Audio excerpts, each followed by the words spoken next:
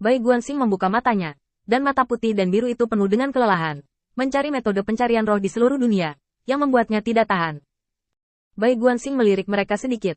Lilin-lilin yang diatur dalam susunan misterius ini masih berayun secara acak, dan arah di mana nyala api tidak tetap sama sekali, dan tidak ada jejak yang dapat ditemukan.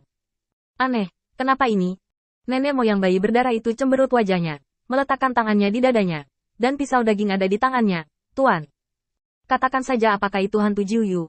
Apakah mereka memegang roh Fengxi? Ayo kalahkan Jiuyu dan ambil kembali semangat Winboy. Nenek moyang bayi berdarah jarang begitu marah, karena Jiuyu juga memiliki Raja Dewa yang duduk di kota. Namun, untuk pria yang berani menamparkan dirinya sendiri tanpa terkalahkan, leluhur dari bayi berdarah itu tidak keberatan membunuh Jiuyu.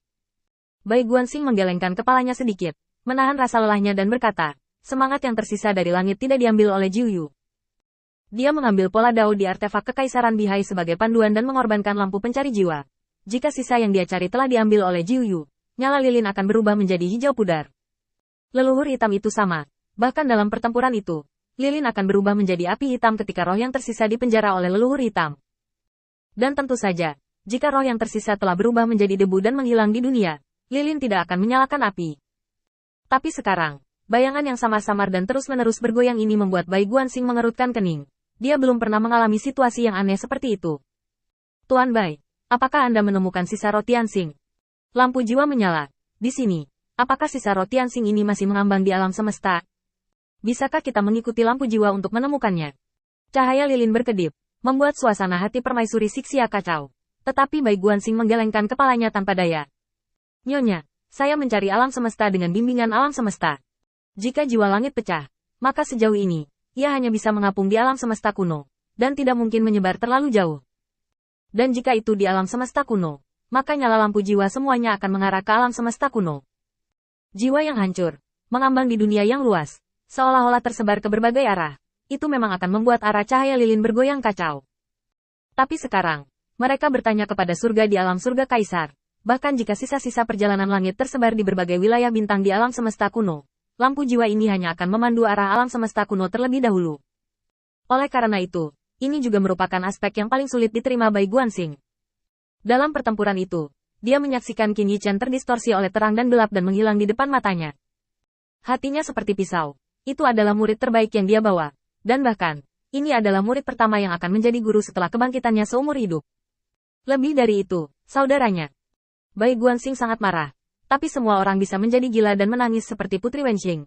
Berteriak dan putus asa melawan Heiju. Tapi dia tidak bisa. Ketika dia berada di alam semesta kuno, dia telah menggunakan artefak Kekaisaran Bihai untuk menariknya mencari. Tetapi dia masih bingung. Setelah kembali ke alam surga kaisar, setelah aman untuk sementara, dia melanjutkan Daofa hari ini. Tetapi dia masih tidak berdaya. Mengapa cahaya lilin menunjuk ke arah yang berbeda? Dan itu belum ditentukan.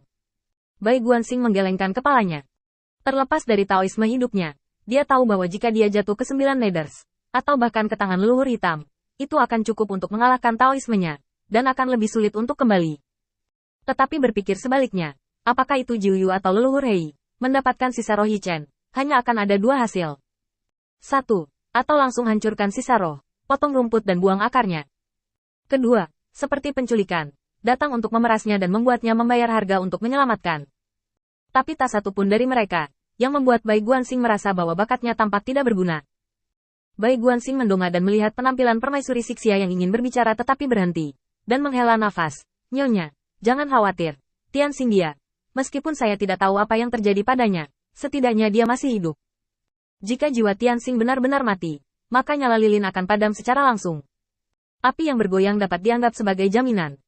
Ketika dia mendengar kata hidup, mata cerah Putri Wenxing bergetar, seolah-olah oleh api.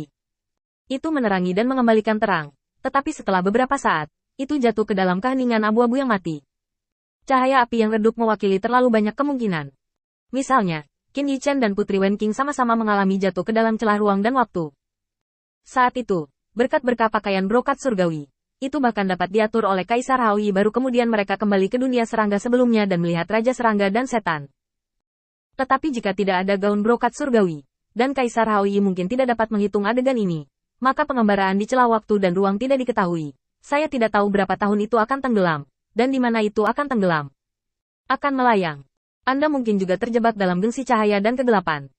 Setiap kemungkinan berubah menjadi gambaran di benak Bai Guanxing, membuatnya bingung, sehingga dia hanya bisa menggelengkan kepalanya sedikit untuk membekukan semua gambar itu sementara. Bai Guanxing bangkit dan menepuk catkin Putri Wenxing. Jangan khawatir. Aku berjanji, suamimu tidak akan mati. Bai Guanxing tidak berbohong, tetapi mata cerah Putri Wenxing bergetar, hanya merasa bahwa ini menghibur. Mungkin dengan metode Tuan Bai, dengan pola untaian kayu, dia dapat membuat pedang ilahi. Biarkan jiwa dan jiwanya bertanya pada bawaan, dan dewa pedang bawaan lainnya akan muncul. Dewa pedang bawaan juga dapat diubah menjadi penampilan seperti kayu. Tetapi bagaimana mungkin ada orang yang persis sama di dunia? Di matanya, kayu adalah kayu, tidak ada yang bisa menggantikannya. Aku akan pergi ke Qilinzi dan memintanya untuk menunggu dan melihat dengan keberuntungan. Bai Guanxing mengamati kuil dan bertanya, Daorou, ikut aku. Bai Guanxing dan Hua Daorou pergi, dan tubuh halus Putri Wenxing juga bergerak. Dia tampak sedikit bodoh. Dia berjongkok di depan lampu jiwa, dengan lembut berkumpul menjadi lingkaran, dan menyatukan lilin yang redup. Dilindungi oleh api, karena takut tiba-tiba padam. Berjalan di kuil Qilin, semuanya masih begitu akrab. Tampaknya tanpa Jenderal Feng, Wen Tianguan masih merupakan gerbang agung yang berdiri dengan bangga di dunia. Puluhan juta pasukan yang kuat juga dapat berhadapan dengan langit. Dunia akan berputar tanpa siapapun. Hua Daorou tidak bisa tidak memikirkan keturunan naga sejati yang sering disebut Qin Yichen bersamanya. Namanya Long Waner, yang juga sangat baik. Tetapi setiap kali Long Waner melompat ke lautan darah dan membangunkan leluhur yang agung, Qin Yichen akan menundukkan kepalanya dan diam, wajahnya muram. Hua Daorou telah mengalami emosi seperti itu sekarang, dan itu tidak nyaman, seolah-olah ada bagian dari jiwanya yang hilang. Baru saja melangkah ke kuil Kailin, saya melihat raungan Qilinzi bergema. Anak itu telah mewarisi keberuntungan yang begitu kuat. Anda tidak boleh mati dengan mudah. Jika Anda dibawa pergi oleh Jiu Yu, bunuh Jiu Yu. Diretas. Ketika leluhur menekannya, merebutnya dari tangan leluhur hitam. Aku tahu. Bai Guanxing juga tidak berdaya. Tapi sekarang tidak ada Raja Dewa yang mencari saya.